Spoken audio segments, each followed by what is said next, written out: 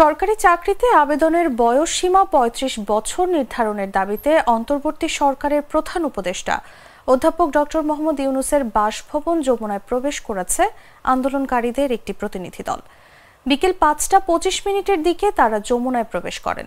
এর আগে বিকেল ৩:৩০টার দিকে রাজধানীর হেয়ার রোডে প্রধান উপদেষ্টার সরকারি বাসভবন যমুনার সামনে এক সংবাদ সম্মেলনে আন্দোলনকারীরা জানান তারা প্রধান উপদেষ্টার সাক্ষাৎ চান।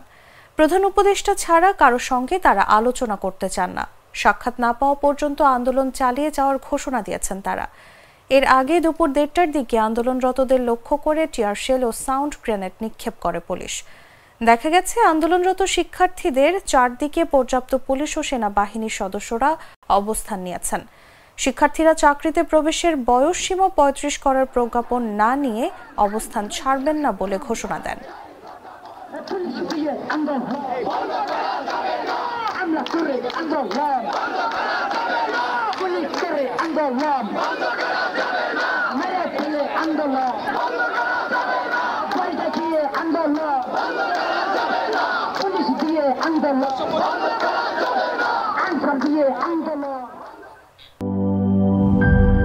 গুড লাক পেনের সফট অয়েল বেসড ইঙ্ক দেয় নিখুঁত লেখার আত্মবিশ্বাস।